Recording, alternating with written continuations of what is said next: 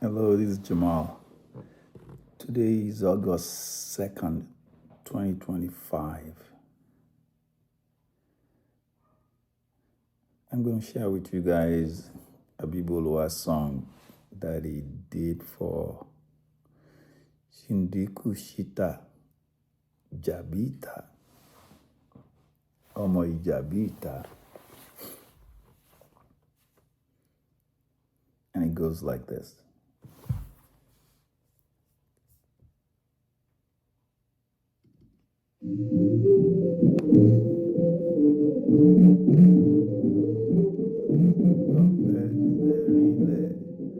Ọlọ́run ọba màmá tó ṣíta ọkọ̀ òsàmọ́ ojú ọ̀la pé ọkọ̀ sábìtì orí àrán o ọkọ̀ mùsùlùmí bàbá síkírà tún máa fòyà o.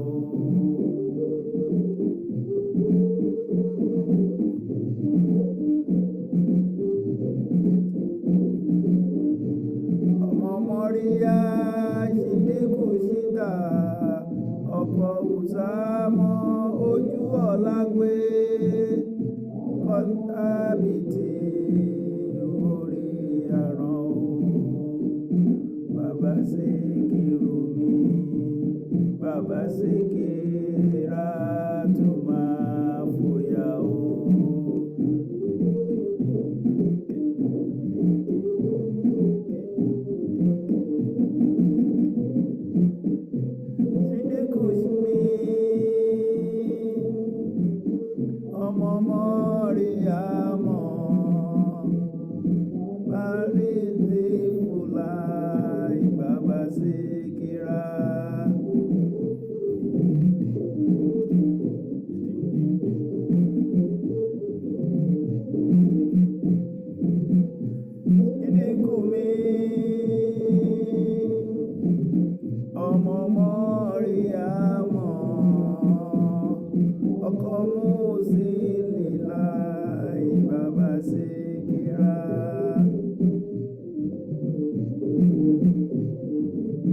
Agbẹkẹle koni dòfo láyé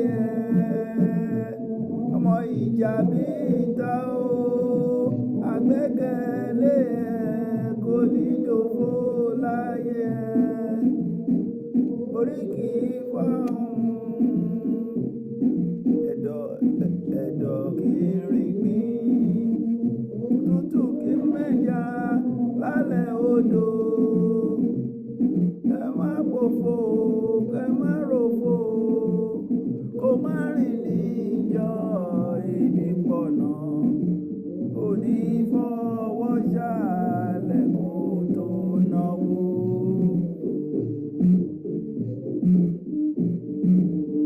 Kó má rìn níjọ ibi pọ̀nà òní fọwọ́ ṣàlẹ̀ kó tó náwó.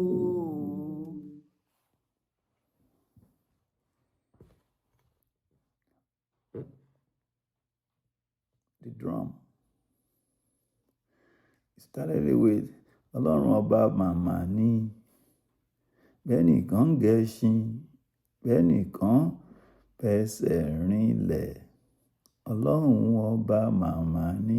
Sometimes they will say Ọlọ́run ọba màmá ní bẹ́nìkan gẹṣin bẹ́nìkan rinlẹ̀ẹ́lẹ̀ Ọlọ́run ọba màmá ní. And in between,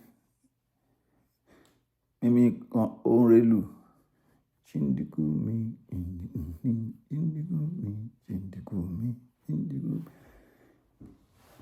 Orelu lọ, Ṣhindiku mi, Ṣhindiku mi, Ṣhindiku mi, Ṣhindiku mi. Some of you who are into the Sakara genre, you guys will be familiar with Agbẹkẹle koni dòfo láyé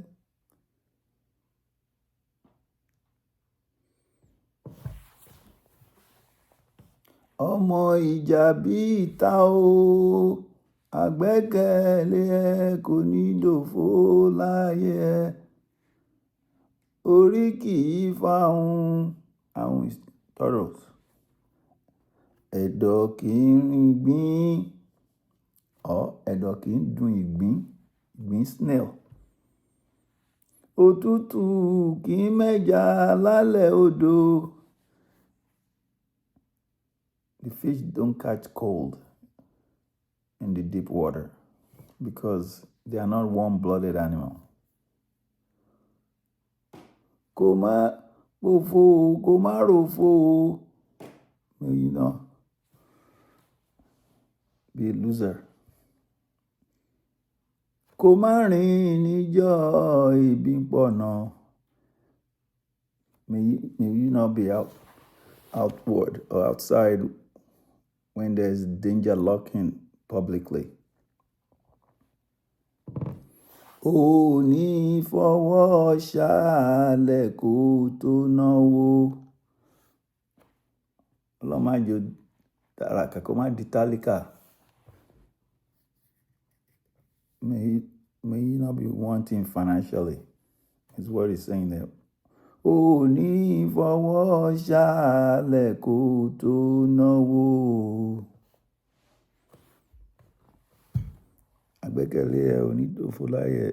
Yusuf Olatunji used it in his earlier formative stage. I keep telling you guys. Àkùkọ ńlá làkùkọ kékeré máa ń wò bó ṣe ń kọ.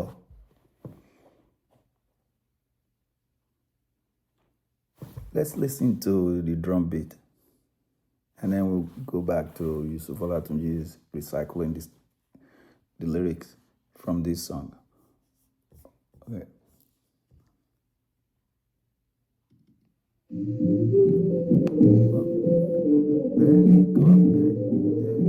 Ẹnìkan fẹsẹ̀ rinlẹ̀, Ọlọ́run ọba màmá ni.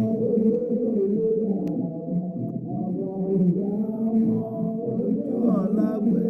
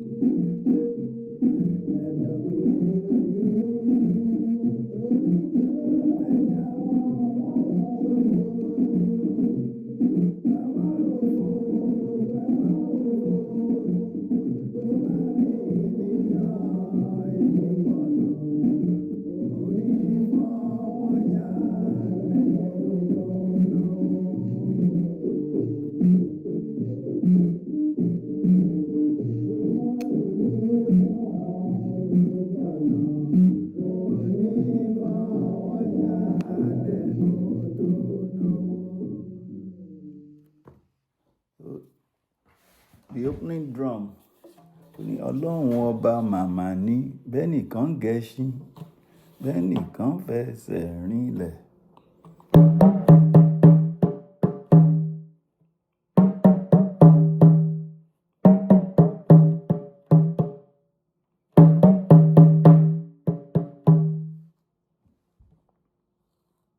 Sometimes they will add ọlọ́run ọba ló ń pé kó yẹ ní ènìyàn kọ́.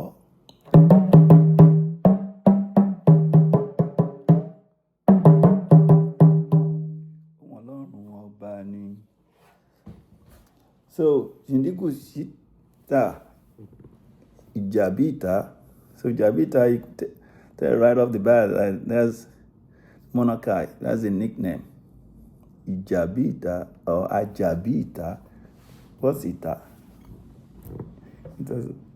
It's an ant that is one of the toughest ant. He has perseverance.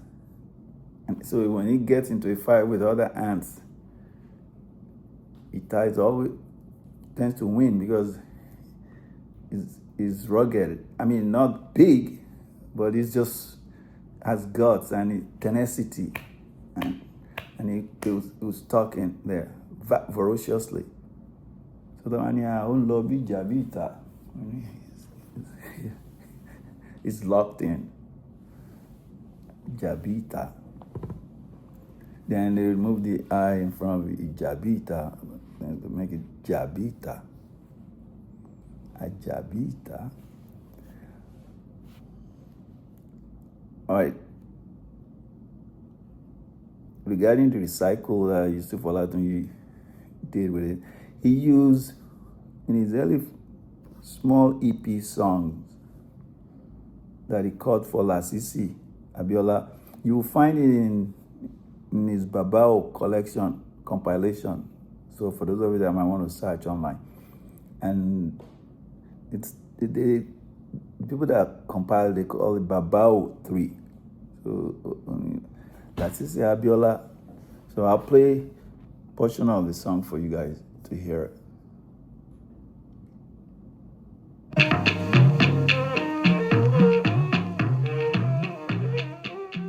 Agbẹkẹle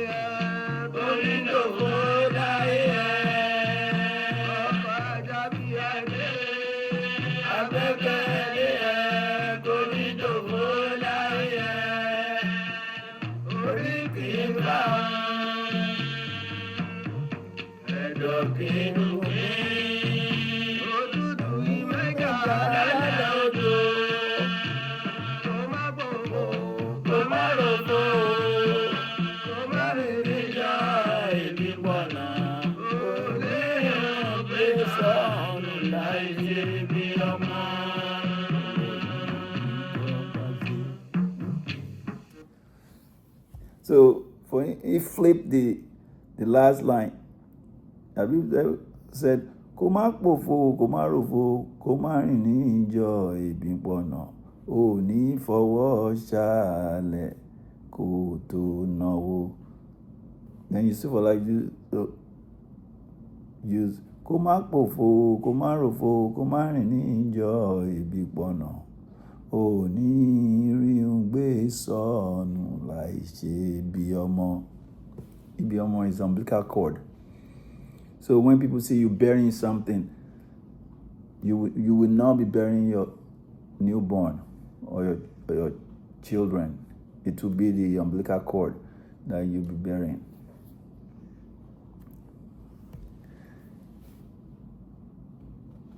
If you have a comment, leave a comment. And you guys stay blessed.